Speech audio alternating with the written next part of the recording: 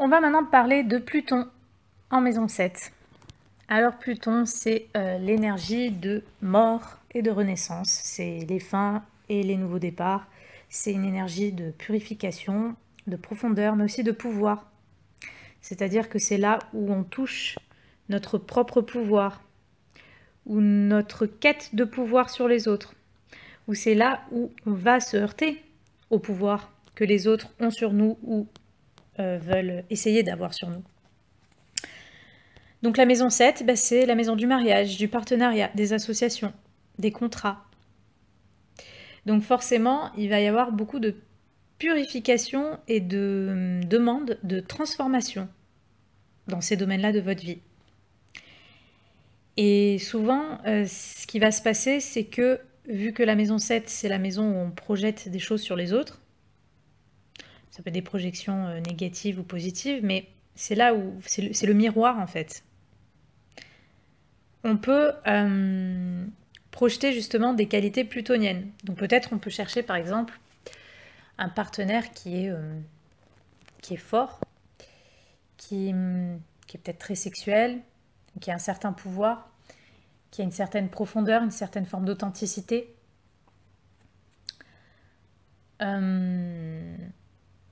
Qui est peut-être un peu extrême, passionné. Ou peut-être que tout simplement, on va attirer ce genre de partenaire-là.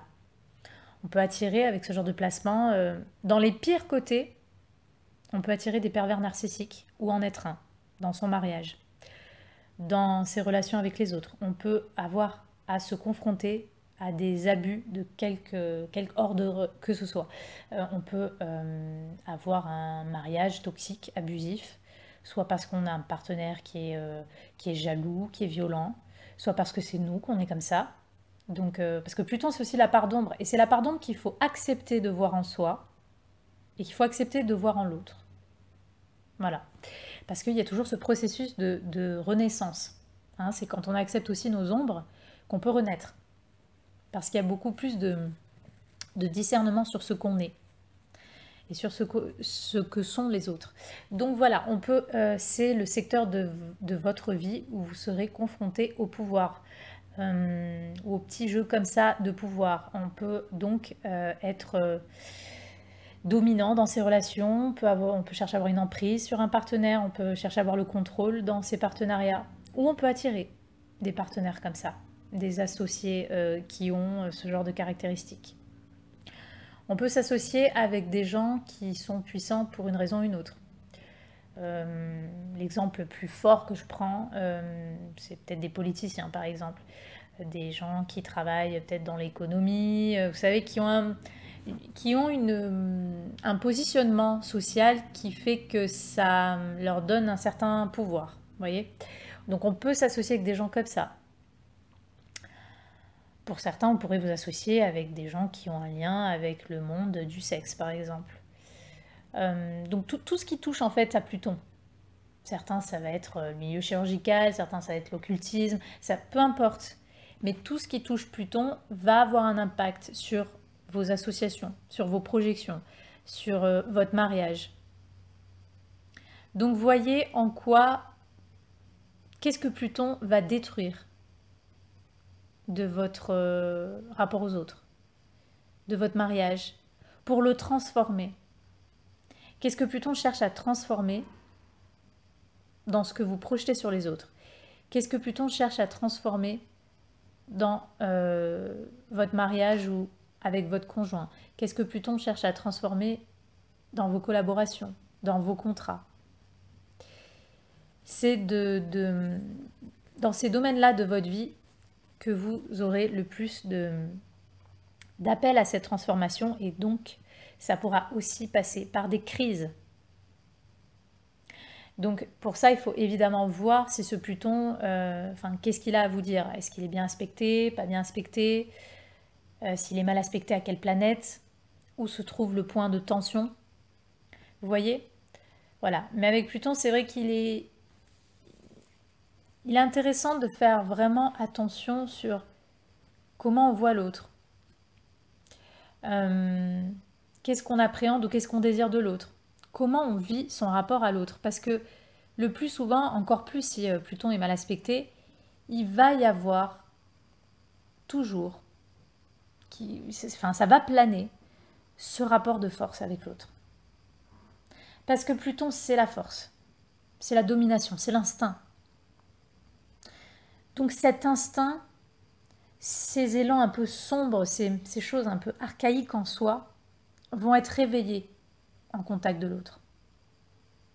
Donc pourquoi l'autre est abusif? Qu'est-ce qui fait qu'on attire des gens peut-être abusifs? Ou alors, pourquoi l'autre réveille en nous une part abusive de nous, une part extrême, une part violente, une part d'emprise? Pourquoi? Qu'est-ce que l'autre a à nous dire? Que ça soit un associé, un collaborateur, que ça soit dans le monde du travail, que ça soit avec un partenaire, dans le mariage.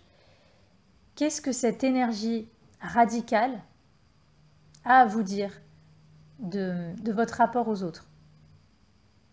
Donc voilà, c'est une énergie vraiment qui au début va amener toutes sortes d'expériences, et souvent puissantes, extrêmes, pour faire un peu tabula rasa sur ce secteur de vie et vous amener à une transformation.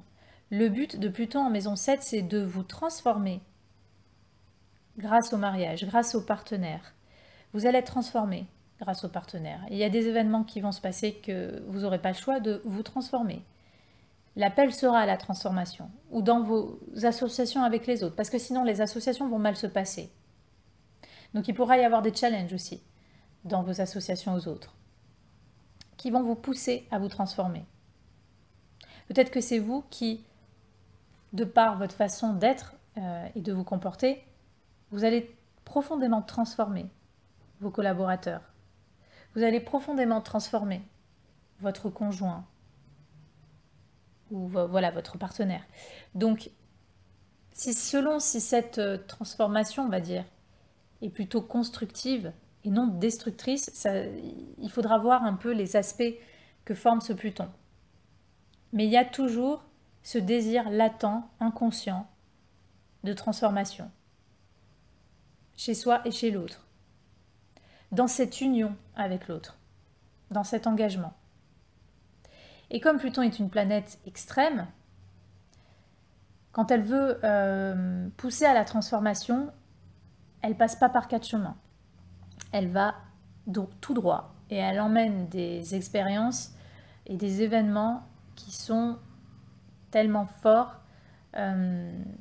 tellement extrêmes que soit vous plongez et c'est terminé, soit vous vous transformez. Soit vous acceptez que l'autre vous transforme.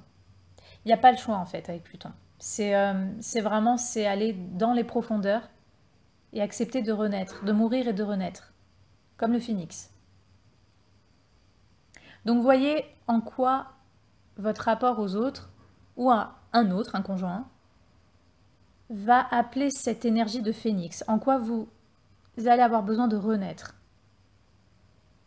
Donc est-ce que ça sera parce que vous-même vous serez trop extrême et qu'il va falloir faire un travail sur vous, si vous voulez réussir vos relations? Est-ce que ça sera parce que vous allez subir l'abus d'un partenaire ou de gens avec qui vous allez vous associer et que donc ça va vous amener à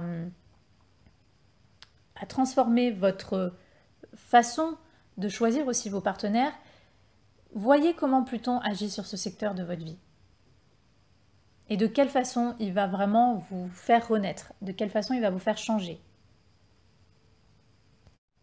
Et voilà, pour certaines personnes, généralement, vous aurez besoin vraiment d'une grande intimité, d'une grande authenticité, de beaucoup de passion, par exemple, dans votre couple.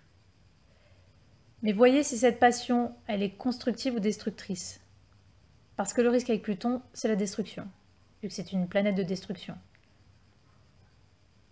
Donc, si vous avez des instincts destructeurs dans vos rapports aux autres, il va falloir les regarder en face. Si vous voulez avoir des relations qui vont transformer positivement, on va dire,